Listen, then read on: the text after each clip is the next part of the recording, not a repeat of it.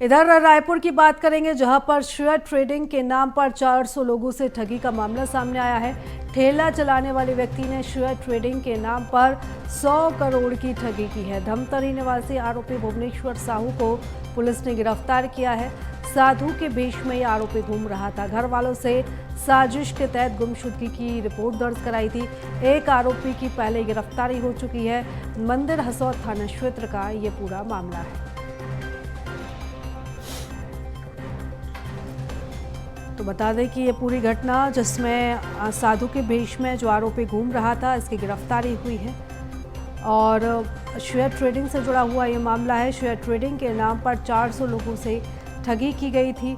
ठेला चलाने वाले व्यक्ति ने शेयर ट्रेडिंग के नाम पर 100 करोड़ रुपए की ठगी को अंजाम दिया था। तो धमतरी का रहने वाला जो आरोपी, जिसका नाम भुवनेश्वर साहू था, उसे पुलिस ने गिरफ्तार किया है। साधु के वेश में ये आरोपी घूम रहा था। घर वालों से साजिश के तहत गुमशुदगी की रिपोर्ट दर्ज कराई गई थी। तो बता दें कि एक आरोपी की पहले ही गिरफ्तारी हो चुकी थी और अब इस पूरे मामले में दूसरे आरोपी की भी जो तलाश थी वो की जा रही थी। मंदिर हसौद थाना क्षेत्र का ये मामला है। तो शेयर ट्रेडिंग के नाम पर 400 लोगों से ठगी का ये पूरा मामला है। शेयर ट्रेडिंग के नाम पर 400 लोगों से ठगी की गई थी। ठेला चलाने वाले व्यक्ति ने शेयर ट्रेडिंग के नाम पर 100 करोड़ की ठगी को अंजाम दिया था। तो धमतरी निवासी आरोपी भुवनेश्वर साहू को पुलिस ने गिरफ्तार किया है। साधु के वेश में आरोपी घूम रहा था। घर वालों से साजिश के तहत गुमशुदगी की रिपोर्ट यहां पर दर्ज करवाई गई है।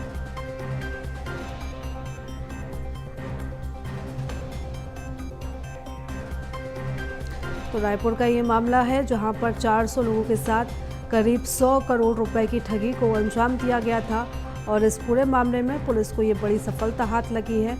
आखिरकार अब इस आरोपी को पुलिस ने गिरफ्तार किया है और अब इस आरोपी से पूछताछ की जाएगी।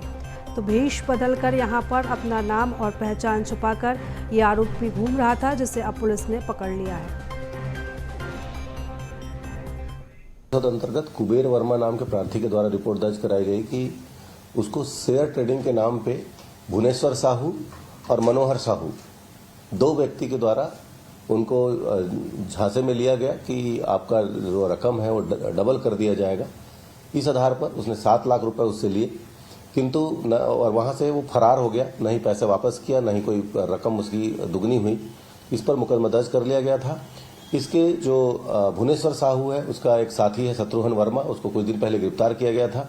इसका मुख्य आरोपी भुवनेश्वर साहू और एक मनोहर साहू, दोनों को गिरफ्तार किया गया है और इनको न्यायिक रिमांड पर लिया गया है। और चलिए इस खबर पर ज्यादा जानकारी लेंगे। हमारे सहयोगी अविनाश हमारे साथ जुड़ चुके हैं। अविनाश, ये आरोपी लंबे समय से वेश बदलकर घूम रहा था, पहचान छुपाकर घूम रहा था और अब ये पुलिस के हत्थे चढ़ चुका है। किस तरीके से इस आरोपी की गिरफ्तारी हुई है? क्या मुखबिर की तरफ से सूचना मिली थी? किस तरीके से इस ऑपरेशन को पुलिस ने अंजाम दिया?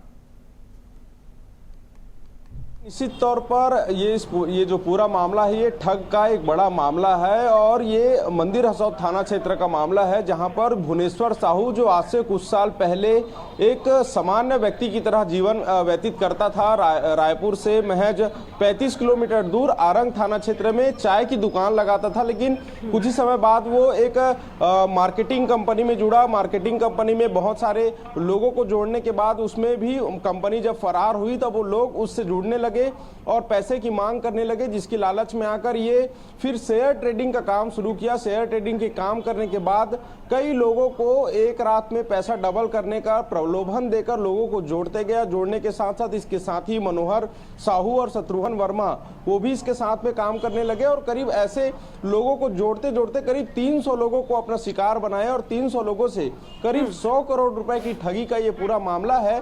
और इस घटना में जब लोगों को पता चला, जब लोगों का पैसा वापस होना बंद हुआ, तब उस समय लोगों ने थाने में जाकर शिकायत की। शिकायत करने के बाद जब पहले आरोपी की गिरफ्तारी हुई, शत्रुघ्न वर्मा की जब गिरफ्तारी हुई, उसके बाद ये दोनों आरोपी, जिसमें से मुख्य रूप से जो साहू जो है, उसके गिरफ्तारी होने के बाद फिर ये दोनों आरोपी जो है, एक आरोपी साधु की भेष बनाकर धमतरी क्षेत्र में घूमता था और दूसरा आरोपी जो है खुद को पागल घोषित करते हुए मनोरोग के पास अपना इलाज कराता था और जब भी लोग पैसा मांगने उसके घर पहुंचे थे तब उनसे अजीबोगरीब हरकतों से बात करता था।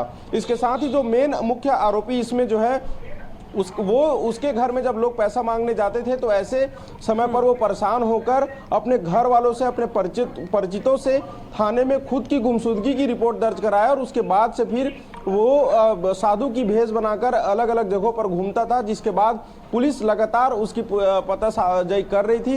पतासाजी करने पर पता चला कि वो साधु की भेष बनाकर घूम रहा है और धमतरी के रेलवे स्टेशन से पुलिस ने गिरफ्तार किया। हालांकि अब देखना होगा इस पूरे मामले पर, क्योंकि एक बड़ा मामला है, 100 करोड़ की ठगी।